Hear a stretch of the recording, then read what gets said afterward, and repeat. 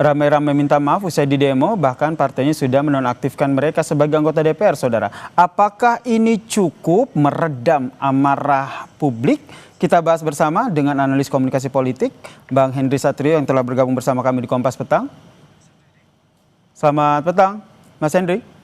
Dan sebelumnya juga kami berusaha untuk mengundang sejumlah anggota DPR dari berbagai fraksi, terutama fraksi Nasdem dan juga PAN untuk ikut bergabung dalam diskusi kita pada petang hari ini, namun belum bisa bergabung. Saya ke Bang Henry. Bang Henry, menurut Anda apakah penonaktifan ini sudah cukup untuk meredam kemarahan publik? Karena kalau kita lihat rumah mereka juga ikut digeruduk oleh warga. Ya, menurut saya ini sebuah langkah yang bagus ya. Cuma ini baru satu langkah ya, Sir. Jadi harus ada langkah-langkah selanjutnya yang diberikan oleh atau dikeluarkan oleh Presiden. Selain itu, selain langkah-langkah politik, saya rasa juga harus ada langkah-langkah komunikasi publik yang dilakukan.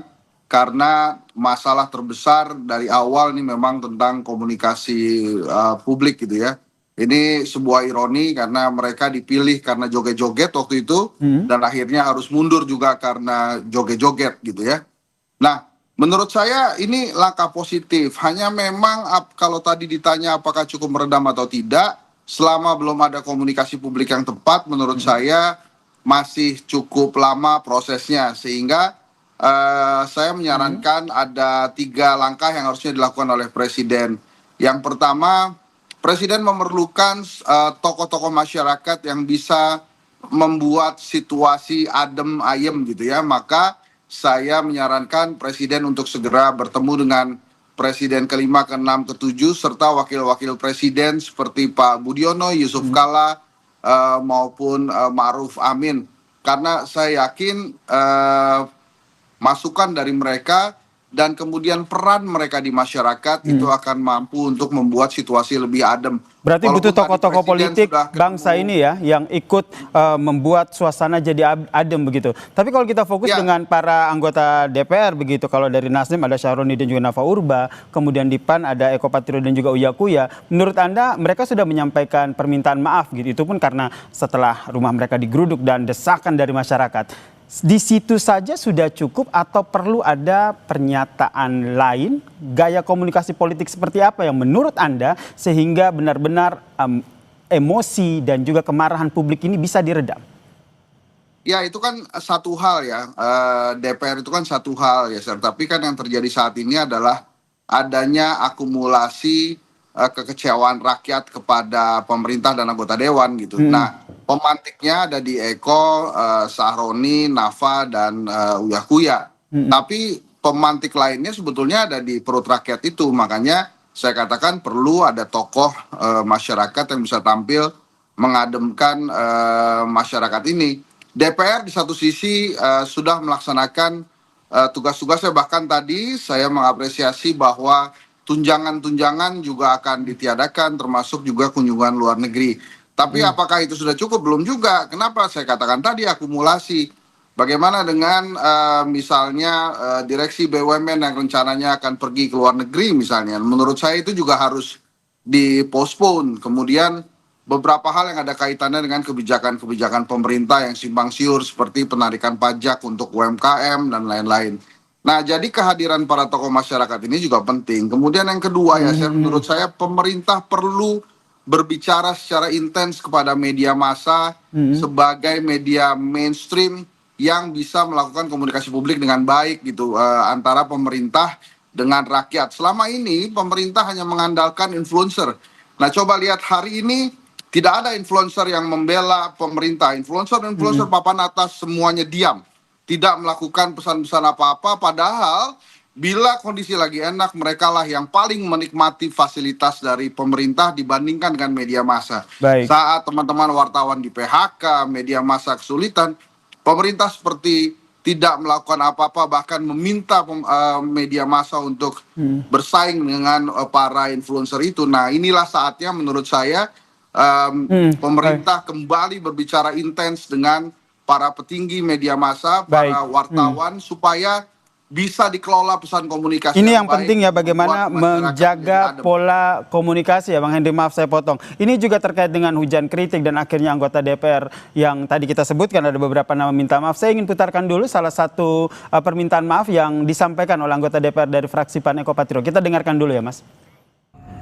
Dengan penuh kerendahan hati, saya Eko Patrio menyampaikan permohonan maaf yang sedalam-dalamnya kepada masyarakat atas keresahan yang timbul. Tidak sedikit pun terbesit niat dari saya untuk memperkeruh keadaan. Tentunya ke depan saya akan lebih berhati-hati dalam bersikap dan juga menyampaikan pendapat. Saya berkomitmen untuk sungguh-sungguh menjalankan peran saya sebagai wakil rakyat.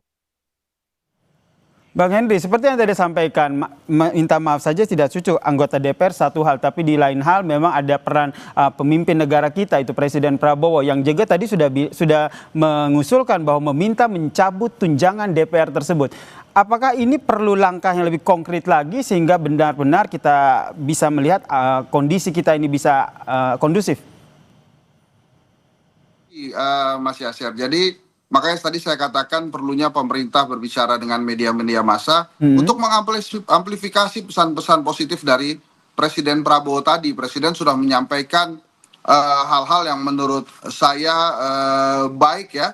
Tapi ya memang ada beberapa hal yang harusnya mesti diperbaiki. Tapi kalau dari penilaian saya 1-10 pesan yang disampaikan oleh Presiden masuk angka 7 lah. Jadi artinya sudah bagus sekali, sudah baik sekali. Kenapa 7? Kenapa memang, tidak 9 atau lebih baik lagi dari angka itu? Karena permasalahan saat ini adalah permasalahan komunikasi gitu. Dikumpulin para tokoh-tokoh politik, tapi kemudian mengembalikan komunikasinya kepada Presiden itu sangat tidak maksimal pastinya Mas Yasir. Karena di antara para tokoh-tokoh yang hadir itu sama sekali tidak memiliki kemampuan menenangkan massa kecuali Megawati Soekarno Putri. Coba aja anggota DPD, ketua DPD misalnya, atau sekjen PKS, atau ketua PKB, atau ketua PAN gitu ya, diminta bicara langsung ke publik, pasti tidak akan didengarkan seperti Ibu Mega bicara. Jadi menurut ini saya, yang menjadi sorotan kalau kita lihat nih tidak hanya anggota DPR-nya saja, tapi lebih kepada partainya ya. Ketika mereka sudah langsung merespon, memberikan empati pada saat aksi ini berlangsung, tentu kondisi ini tidak terjadi, begitu ya? iya, dan perlu diingat Eko Patrio itu sekjen PAN. Sekjen itu kan istilahnya orang nomor 2 di partai politik ya, sebelum ketumnya Julhas. Memang kita harus apresiasi apa yang dilakukan oleh PAN dan Nasdem. Tapi apakah kemudian itu meredam? Belum, makanya harus ada amplifikasi pesan yang dilakukan oleh pemerintah. Harusnya saat ini jalan itu narasi besar tentang bagaimana kita membangun Indonesia seperti yang disampaikan oleh pemerintah Pak Prabowo. Dan Pak Prabowo juga berkali-kali di berbagai acara sudah menyampaikan permintaan maaf, sayang, bertanggung jawab dan lain-lain. Itu sudah sangat positif, tapi amplifikasi itu yang diperlukan oleh masyarakat. Karena tokoh politik ya sampai saat ini kan dianggap part of the problem dari mereka, sehingga perlu ada tokoh-tokoh masyarakat yang memang awalnya tokoh politik, tapi mungkin mereka sudah bisa dilihat sebagai tokoh-tokoh masyarakat. Kemarin memang Presiden mengumpulkan para petinggi ormas, tapi kan ormas-ormas ini sudah mendapatkan konsensi tambang ya, sehingga masyarakat, saya sudah tangkap poinnya Mas Henry, bagian dari pemerintah gitu. Jadi poinnya adalah bagaimana mengamplifikasi ya tadi pesan-pesan demokrasi, pesan-pesan rekonsiliasi, pesan-pesan agar bisa meredam isu ini, agar massa tidak kembali berdemonstrasi begitu. Terima kasih Bang Henry Satrio, analis komunikasi politik, telah bergabung bersama kami dan memberikan perspektifnya di Kompas Petang. Salam sehat.